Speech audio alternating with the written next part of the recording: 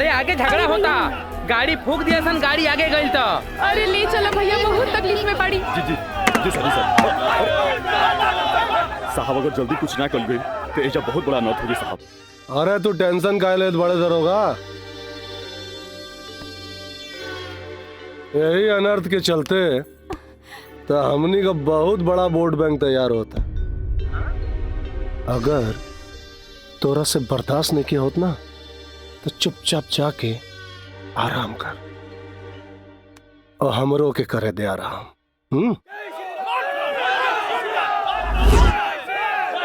अब तो एक ही आदमी काम आ सकेला भैया जी।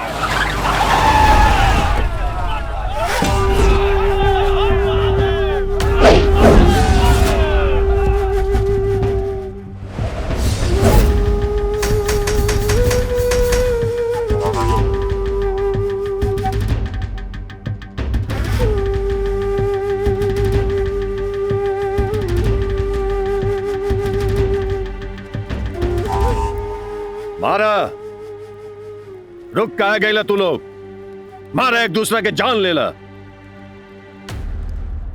तू हो अब्दुल, तू केकरा मारल चाहता है? ई संतोष के देखा, ई संतोष के मरबा जब तहार बेटी जब बीमार रहे तो अपना शरीर के पूरा खून दे देले रहे, एक तो मारल चाहता है। तूरे नारायण, तू केकरा मारल चाहता है? ये रज्जाक मियां के जब तार बहन के जब बलात्कार होते रहे ना, ये अकेला 10-10 गुंडन से लड़ल रहे, तब जाके तार बहन बचल रहे। एक मारल चाहता है, चलो मारा मारा। बेवकूफ, तू लोग के कब समझ में आई हो? अरे ये सब गंदा राजनीति के खेल, हाँ गंदा राजनीति के कब समझ में तू लोग? पागल, जा घरे जा घरे। चला चलिए लोग चलिए, जाइए अपन घर जाइए। भैया जी, अरे तो ऐसी का तैसी, ए भैया जी, अरे जी अल हराम कर देले बा हमार भैया जी। इतना बढ़िया खेला हो गई रहे, भैया जी आके सारा खेल बिगाड़ देले। आज पूरा वोट बैंक खराब कर देले सी भैया जी। एकरा के तब अगर ये हाल रहल तो अगला इलेक्शन हाथ से गईल समझी। ऐसा कैसे हाथ से चल जाए इलेक्शन? ओह, रउआ इतना टेंशन काहे लेता नी? बैठ जाएं और इले पान खाई ना।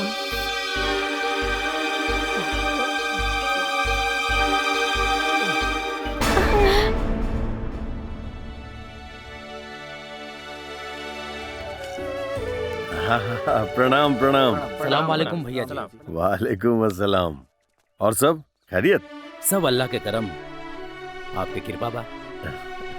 सब ऊपर वाले के करम बा। भैया जी, गेहूं में पानी देवे लायक हो गईला, नहर में पानी खोलवा देती। पप्पू जी भैया जी।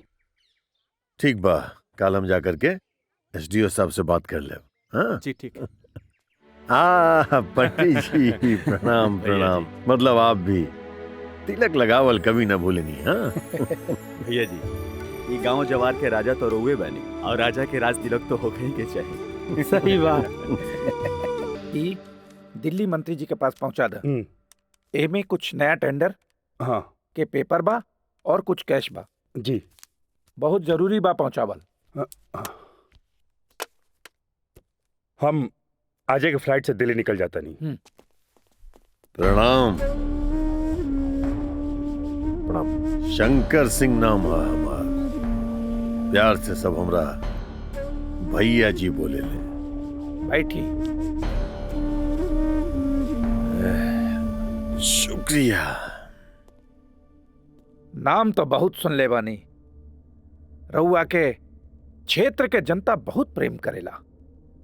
और बताई कैसे आई नी हा? अब आदत तो हमार नहीं के केहू के दरवाजा पर जाए के, लेकिन जब हमरा पता लागल कि आपके एतराज बा हमरा दरवाजा पे आबे में, तो हम खुद आ गए नहीं आप लोगों के पास। ना दरअसल बात हो रही है कि जब तू बड़ा लोग आपस में बात करें तब बीच में ना बोले के। अरे तो बच्चा है सब हमार और बड़ा प्यार करेले हमरा से।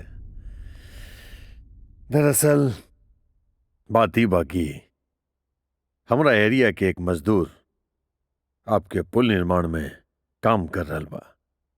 वो जब कोनो गड़बड़ी के बारे में बतौलस तो के बड़ा बेरहमी से पीटल गया।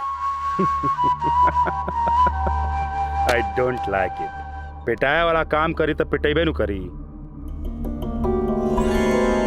मजदूरी हम मजदूरन के काम के देनी, नेतागिरी के ना।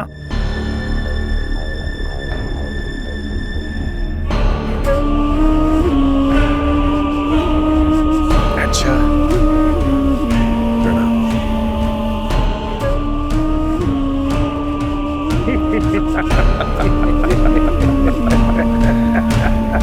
आ जाइल बा ऊट पहाड़ के नीचे। राम नाम सत्य है, राम नाम सत्य है, राम नाम सत्य है, राम नाम सत्य है, राम नाम सत्य है, राम नाम सत्य है, राम नाम सत्य है, राम नाम सत्य है, राम नाम सत्य है, राम नाम सत्य है, राम नाम सत्य है, राम नाम सत्य है, राम नाम सत्य है, राम नाम सत्य है, राम नाम सत्य है, नाम सत्य है। ए लड़का सुना देखे, चल चल। एक तो बीच में लेके तू चला था, कब से हॉर्न में सुना देखे, चल। ए, का है? रख रे।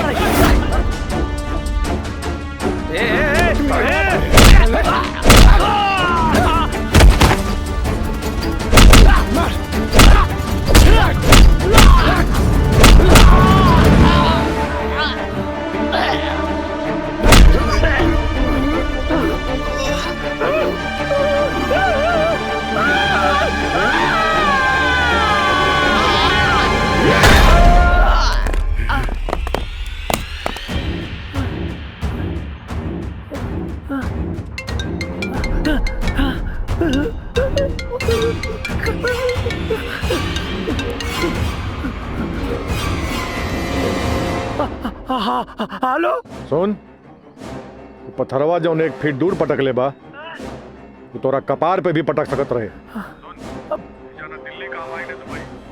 एजा काम करे के बाद तो बस एक के नाम एक के सहारा।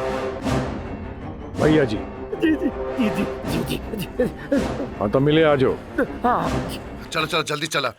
हाँ, अरे तू लोग भी तनी जल्दी चला हो। हाँ हाँ। अमर हाँ ए बेटा रुक ना, तू लोग जा रहल बा? हाँ हमार बात तो सुना। देखा माई आके बात करब, अभी बहुत लेट हो रहा बा का भैया। हाँ हाँ चल चल। देखा समझ गई नहीं, तू लोग फिर से भुला गए ले। आज हमनी के शादी के सालगिरह बा, भुला गई ले ना तू लोग? अरे ना ना भुला लेके जा, लेकिन का बात अनुमाई की एगो मुंबई से बहुत बड़ पार्टी आई बा और अगर बीमा करावल बहुत जरूरी बा। बस तू आशीर्वाद दे दे कि ई बीमा हो जाए हमारा। ठीक बा हो जाए, तू लोग जा। हाँ अच्छा अमर सुन ना, अब माई और बाबूजी के सालगिरह बा तब एगो बढ़िया फिल्म लगा दे और दोनों जना साथ बैठ के देख ले लोग। तब ले हमने कहता ये जब जा फिर आराम से एनिवर्सरी मना के चला चल। हाँ ठीक बा भैया, चलो चला। बाय माई। आई बाबूजी। अरे आई बहुत बढ़िया फिल्म लगा दे तू लोग खातिर। अब चला। हाँ चली चली बाबूजी चली। अरे भाई ला ये बच्चा समझ के फुसला दे ले हमनी के।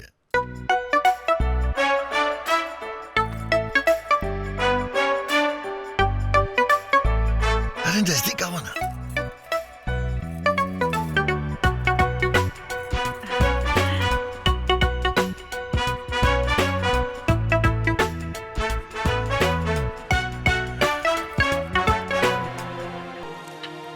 मतलब बालक होने वाला तो हमारे बालक। ई का कहता नी जी, लाश शर्म सब घो के पी गई नी का? ई उम्र में कोई लड़का पैदा करेला? और सुनी जी, वो गंदा फिल्म देख के ना रउआ के दिमाग भी गंदा हो गइल बा। हे पुष्पा, अरे हमर दिमाग गंदा नहीं के भइल रे, हमर दिमाग था होश में आ गइल बा। सुनो पुष्पा, वो गंदा फिल्म ना रहे, होते बढ़िया सिनेमा रहे, और सिनेमा तो समाज के आईना होला ना। सिनेमा तो समाज के आईना होला ना, त देख ली ना आईना, बुढ़ा गई नहीं रहुआ, दाढ़ी वाड़ी सब सफेद हो गई बा। और ई उम्र में ना हमने के 4 मन लकड़ी चाहिए, लइका ना। और गांव समाज का बोली? हाँ बोली। गांव समाज का बोलिए? अगर यही गांव समाज के बाद राजा दशरथ अगर सोचले होते ना, तो उम्र के चौथे पड़ाव पे राम, लक्ष्मण, भरत, शत्रुघ्न 4 लेगन के बाप ना होते हो। हम तो खाली एक को मांग रल बानी ना, दे देना। दे देना। अरे वो राजा दशरथ रहनी, अयोध्या के राजा, और रउआ है बिलासपुर के कैलाशनाथ। ना बाबा ना। पुष्पा, ए पुष्पा, अरे तो उम्र बात मान जो रे, देख इनमें कोनो बुराई तो नहीं कहना। अब ऐसे भी हमने दोनों तो अभी सक्षम बानी ना, बानी ना सक्षम, हम दोनों में कोनो कमी नहीं के ना। हमने अभी बच्चा पैदा कर सकीले, बुझलो? बस ना, अगर एगो लड़का पैदा हो जाए ना, तो ओकरा पाले पोसे पढ़ावे लिखावे में तारा भी मन बहल जाए, और हमारा भी अकेलापन दूर हो जाए, और गांव समाज के लोगन के कहा जितना मुंह उतना बात, छोड़ो सबके। पुष्पा, वो कहावत है ना, कुछ तो लोग कहेंगे लोगों का काम कहना। क्या आप इस उम्र में भी बच्चा चाहते हैं? जी जी डॉक्टर साहब। आपने पहले नहीं किया?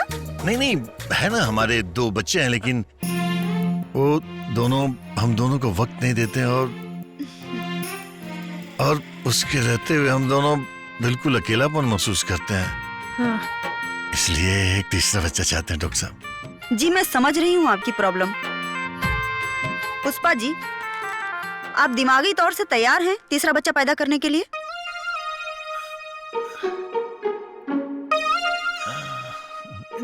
जी जी डॉक्टर साहब, हम तैयार बानी।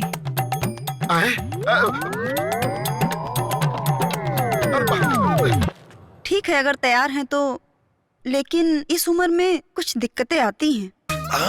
चलेगा चलेगा डॉक्टर साहब, दिक्कत सब चलेगा, वो हम सह लेंगे, लेकिन कहा है ना कि पूरा जिंदगी भर जो दिक्कत है अकेलापन का, वो तो दूर हो जाएगा ना हम लोगों का। मैं कुछ टेस्ट लिख देती हूँ, आप बाहर करवा लीजिए, ठीक है? जी जी।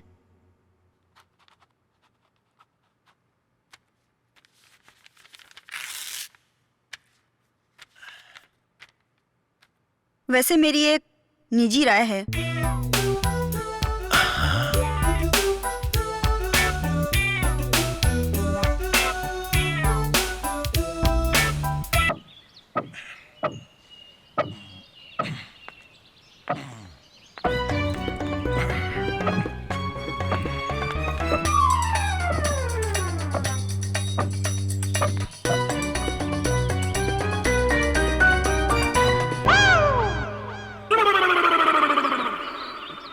करे तो दोनों हमरा ऐसे टुकुर टुकुर क्या देखा रे? दोनों अलादीन के चीरा गई काम ना बाबूजी, वो आपके चेहरा देख के लगा था कि रहुआ मन ही मन में कुछ सोचा था नहीं, कहीं कोनो बात की चिंता बका? हाँ सोचता था नहीं, हम सोचता नहीं, वो जो नदी किनारे वाला जमीन बना वो में सरसों बो दी। वो कहा है ना कि सरसों के तेल बड़ा महंगा हो गया बा, अब अपना खेत के सरसों रही तो फिर तेल के कोनो चिंते ना रही। और हाँ, वो जो बगीचवा वाला 2 बीघा जमीन रहे ना, वो में भी रहरी हम छीट देवे के चाहता नहीं। अरे रहरी तो जब उपजी तो 1 साल ले कोनो दाल की कमी थोड़े हुई अपना। अरे बाबूजी, इतना सरसों दाल के बात हो गई, एकरा अलावा भी कुछ सोच रहल बानी का? हाँ सोचता नहीं, सच्चाई के उल्टी हुई।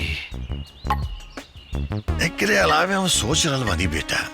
हाँ, वो जो खरिहानी वाला परती जमीन बा ना, बड़ा कमजोर हो गिल बा। तुम्हें भेड़ बकरी लेकर के डाल देती तो जमीन कुछ मजबूत हो जाए। अरे बाबूजी, भेड़ बकरी दुनियादारी सबके बात हो गई। एकरा अलावा मतलब कि परिवार के बारे में का सोच रहल बानी? परिवार?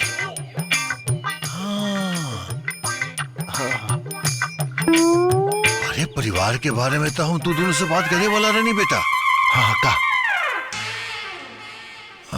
सोचा था नहीं बेटा कि ऊपरी ना 3-4 ठोर कोठरिया बना लेती। कहा ना कि अब काल तो परिवार बड़ी वाला बाना।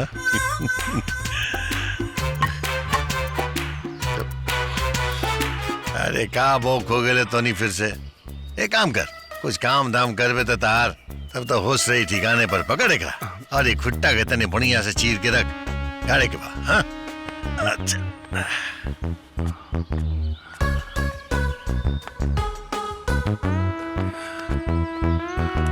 देख लेला भैया, आखिर दिल के बात जुबान पर आइए गई। अरे परिवार तो बढ़वे न करी, तू जबरदस्ती जे बढ़ा रहल बाड़ा। लेकिन हमनी ये होखे न थे।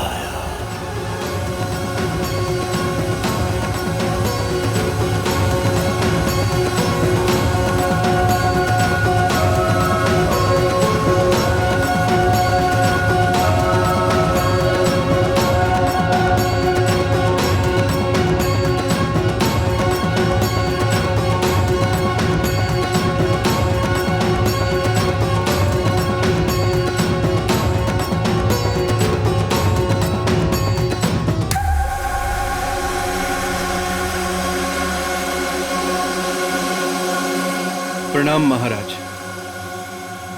का बात है धनराज, इतना परेशान काहे पड़ा तू लोग? रउआ तो अंतर्यामी बानी, रउआ तो सब जाने नी। अब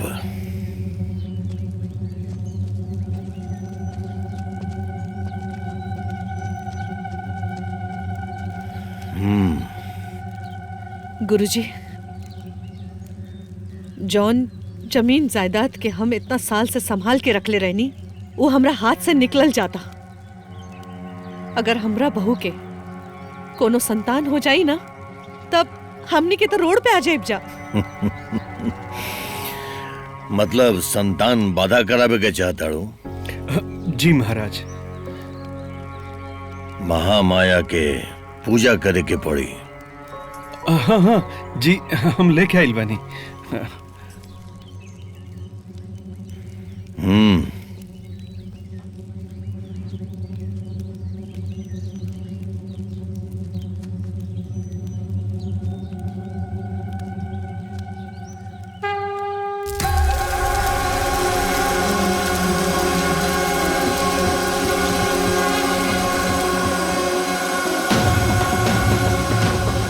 महामाया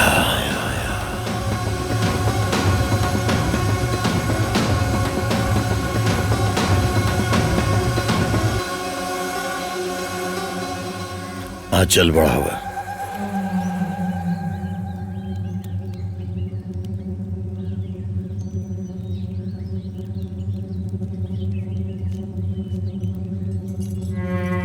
ही महामाया के बभूत है। एकरा ले जाके ओकरा पलंग के चारों तरफ डाल द। अगर तहार भतीजा और बहू वो घेरा के अंदर एक बार भी मिलन कर ली है तो फिर तहार बहू कब्बो इस जीवन में मां न बन पाई।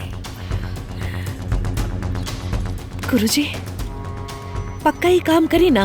महामाया के सिद्धि और उपासना पर कभी भी संदेह न करिए। और एक बात याद रहे, ये भभूत के असर सूर्य उदय के पहले तक ही रह पाई।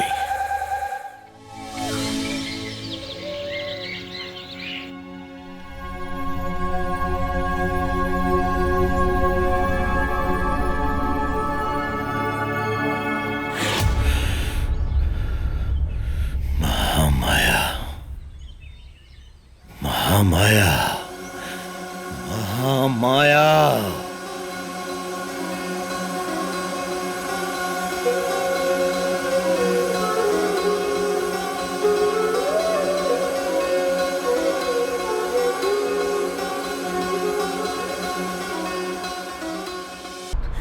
गुरुजी आ गई नहीं।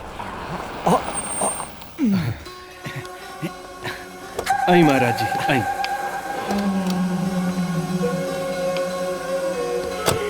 प्रणाम गुरुजी। प्रणाम गुरुजी। आई ना महाराज जी। प्रणाम गुरुजी।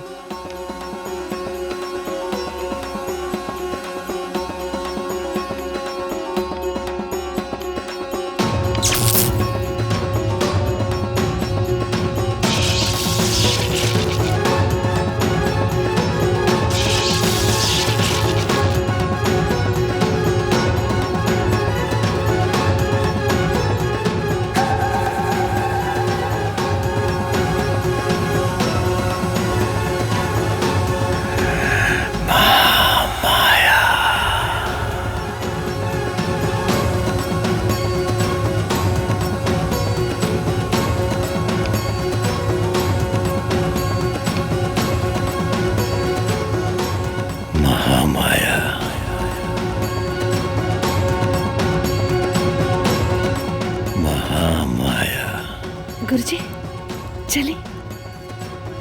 आई ना। चली महाराज जी।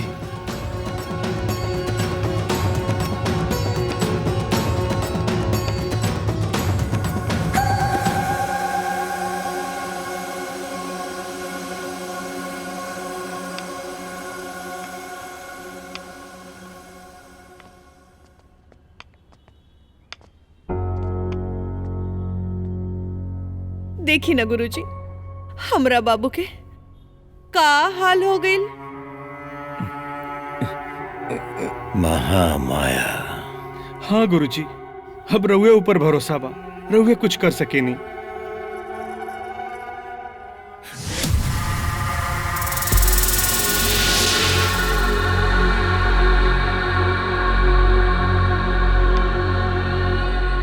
भवानी हमार बहू गुरुजी। गुरुजी प्रणाम।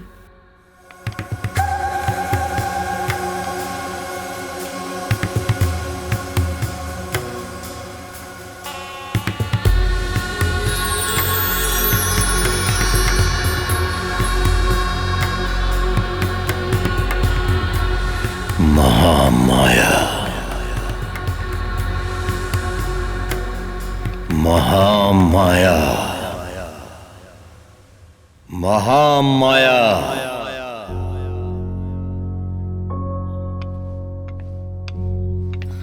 महाराज जी। गुरुजी। काबिल महाराज जी। गुरुजी।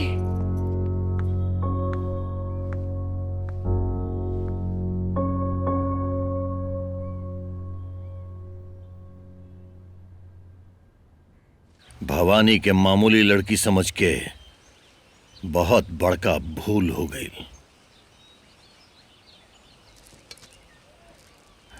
जौना घड़ी हम तहरा घर में प्रवेश कैले रहनी, वही घड़ी हमरा पता चल गया है कि वो लड़की के साथ कोनो न कोनो शक्ति अवश्य बा। शक्ति? गुरुजी ओकरा संगे कौन शक्ति हो सकेला? उ तब एको असहाय लड़की बिया। ओकरा क्या सहाय समझे के फूल मत कर तू लोग। गुरुजी, अगर वो बच्चा पैदा करे में सफल रहल ना तो हमनी के सब कल ढैल पे पानी फिर जाए।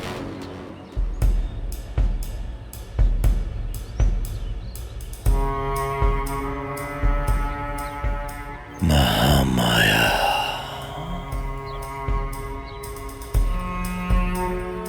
चाहे कोनो भी शक्ति हो के वो लड़की के साथ है, ये त्रिलोकधारी हार न मानी। जहां छल काम न आवेला वहां बल के प्रयोग करे के पड़ेला। महामाया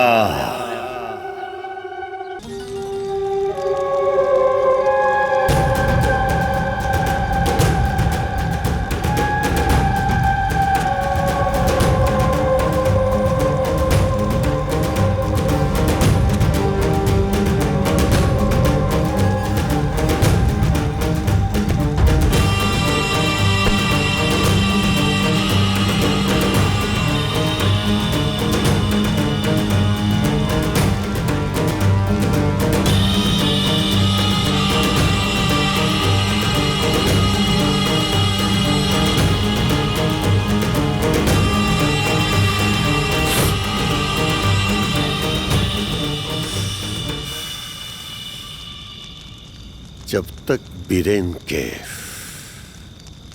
पुलिस के लॉकअप से छुड़ा के यहां अपना जगह पर ना ले आए, तबले बीरेन के गिरफ्तारी के हार हमरा मन के धीरे धीरे कचोटत रही। वो सब तो ठीक बा ब्रह्मा, मगर बीरेन की गिरफ्तार करे वाले उस शिविका भारद्वाज के बारे में कुछ सोचले बनी रहुआ?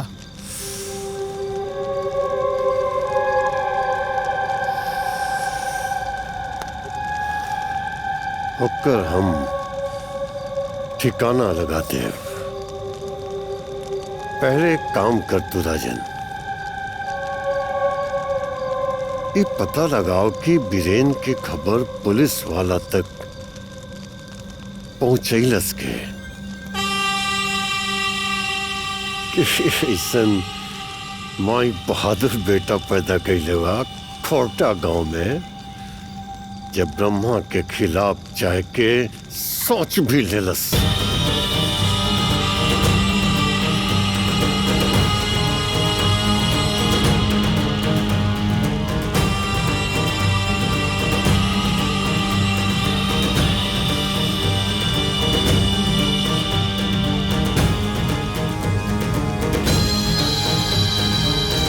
इसे भी ये फंदा में बहुत दिन से कोनो खर्च नहीं के समाये।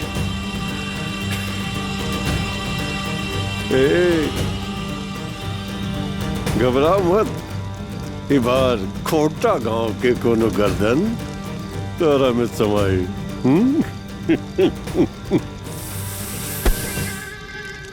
वो गद्दार के पता तो हम 2 दिन में लगा लेंगे,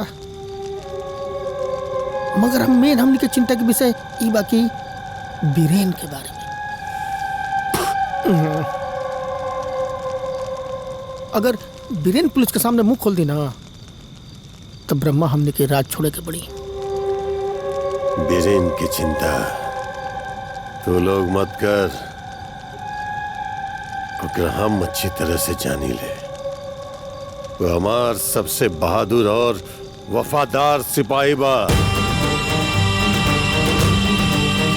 जान दे दी लेकिन आपन ईमान न जा दी।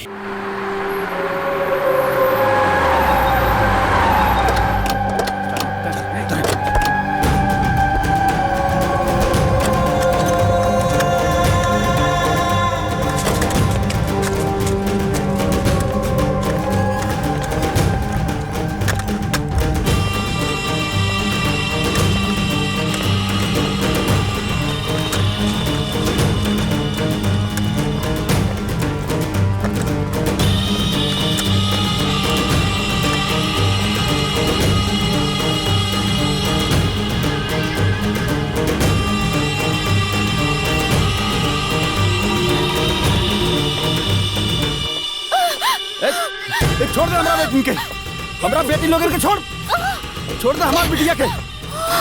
अरे एक कमीना, छोड़ हमारा बेटी के।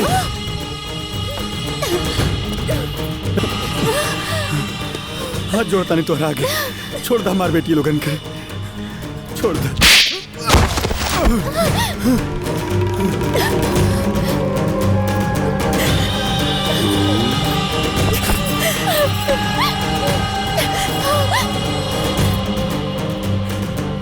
कैसे सिपहिया पढ़े लिखल बड़े हैं?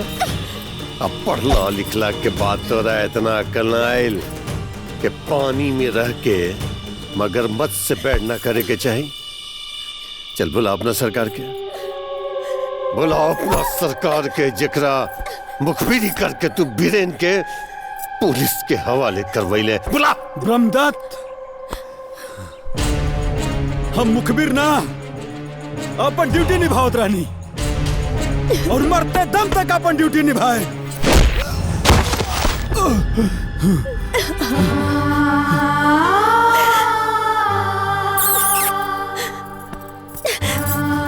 बाबूजी,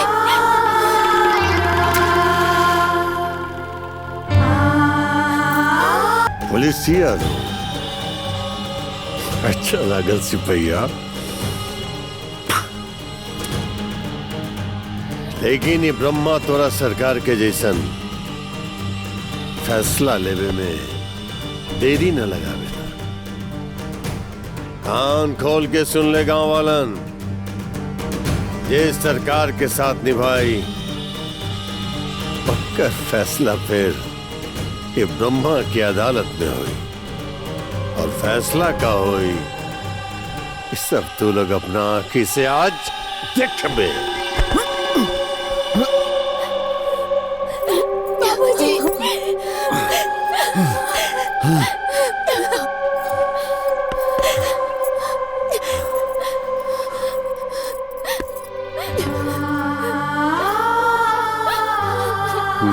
बाबूजी के छोड़ दी हमने के बाबूजी के छोड़ दी बाबूजी जे गलती कैला ओकरा के माफ कर दी। हमर बाबूजी के छोड़ दी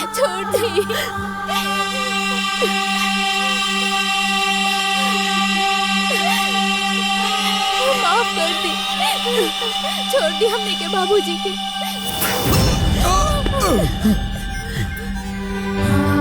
हमरा बाबूजी छोड़ दी, हाथ जोड़ के आनी,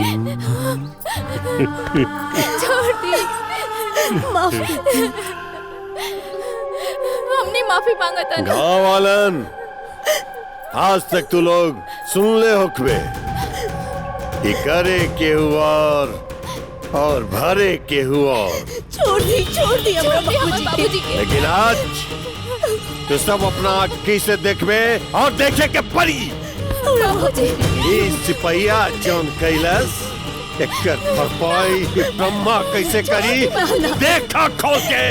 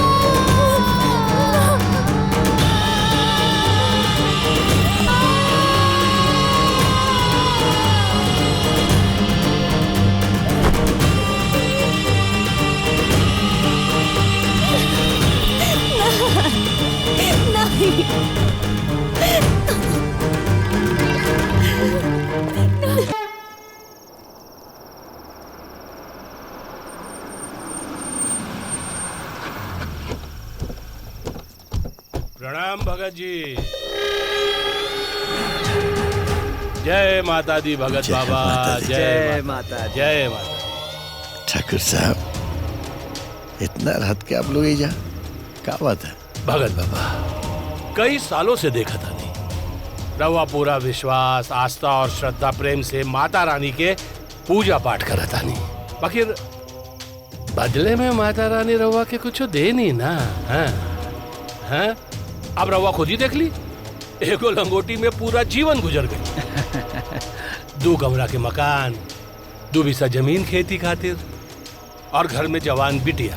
हाँ बियाह योग। अब बेटिया के बियाह और बुढ़ापा में गुजारा कैसे हुई कब वो सोचे नहीं। सब मैया कृपा करी है। भगत बाबा माता रानी की कृपा हो गई। जय माता दी। जय माता। पता बा माता की चौकी से लेके एयरपोर्ट तक की जमीन हाईवे में पास हो गई बा। माता अच्छा मौका दिले बानी बाबा दबा ली। देखी 10 लाख रुपए लेके आयल बानी और आपके सारा दरिद्रता दूर हो जाए और गीता बिटिया के शादी भी बड़ा धूमधाम से हुई। भैया हमने गावल जाई ना? हाँ। अरे शादी में हमने गावल भी जाई। ले लेकिन ठाकुर साहब हम समझने ना कि एकरा बदले चाहे का आप लोग के जमीन। जमीन मतलब माता रानी के ई आगे वाला जमीन। बाकी पॉकेट में ना जमीन के बदले जमीन दे और पैसा तो देता नहीं और चाहिए तो और दे।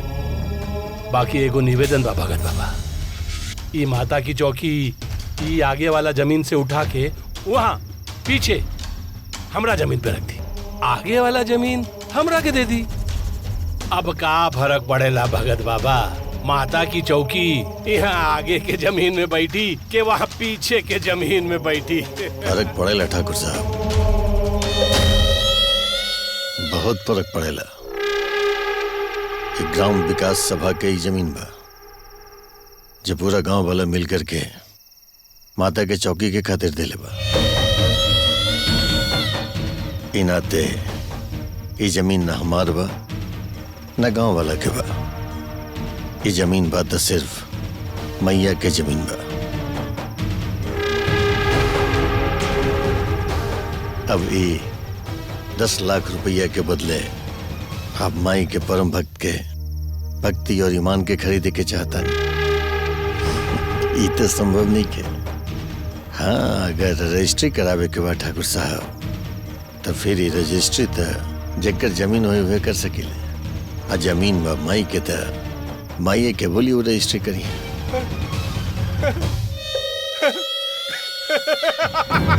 भगत बाबा महान बा भगत बाबा महान बा महान।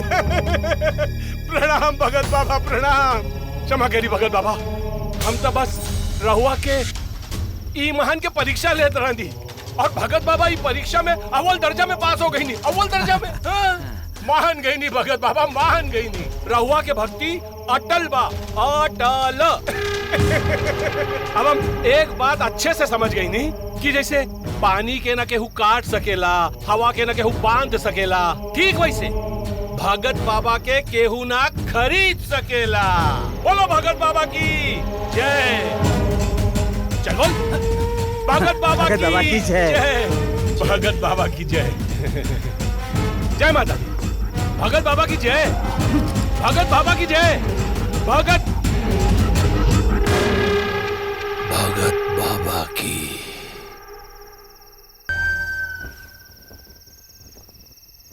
जय मैया।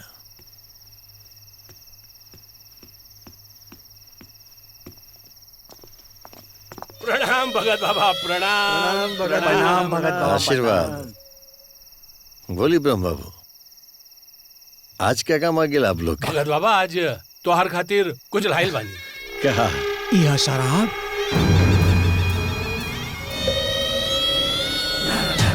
और यह कबाब।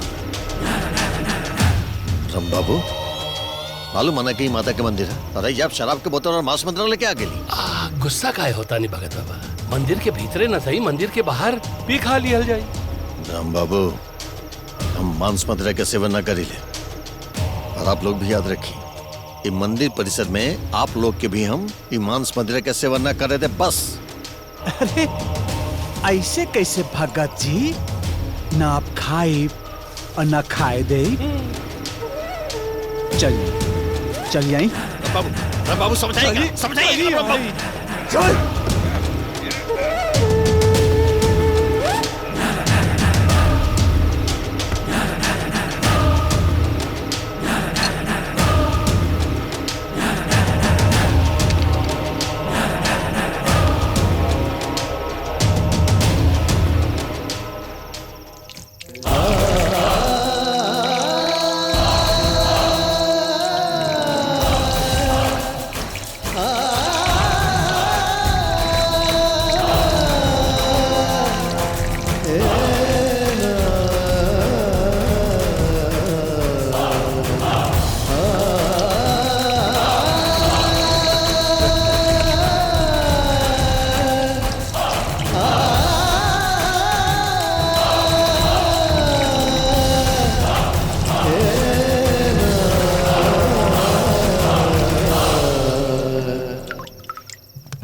अरे ए भैया ए मगरू, अरे चल देखी बाबा कैसे सुतल बड़े हो। हां बेहोश भइल बड़े। आवा चलो चलो जल्दी जल्दी आई देखी। आवा देखा।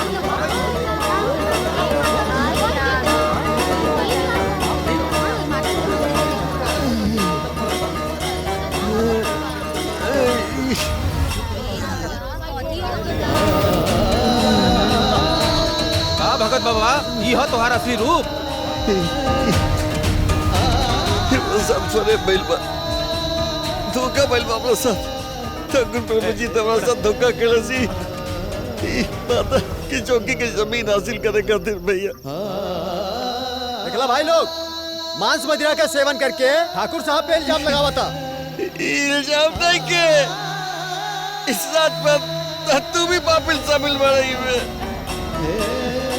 भाई भाई हमरा पर भरोसा करे तू लोग देखा ये ठाकुर अपना पहले में पैसा के लालच दे ले ये बात है कि चौकी के जमीन हासिल करेगा तू लेकिन हम माता के भगत हम टूट लिए सामने सामने दारू हमन कोनो का सूट नहीं के भैया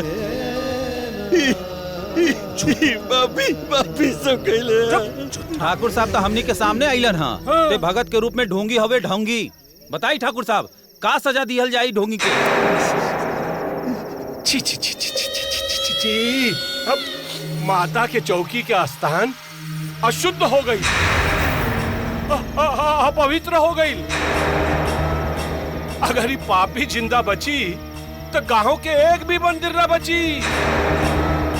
मारी अगरा के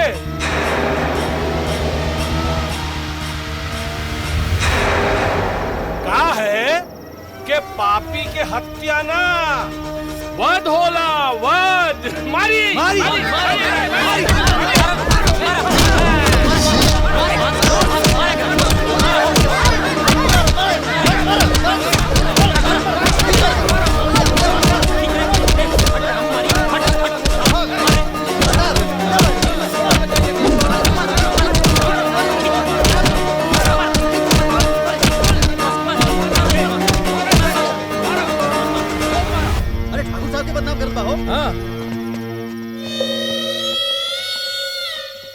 आपन पसंदीदा फिल्म देखे खातिर डाउनलोड करी दंगल प्ले ऐप।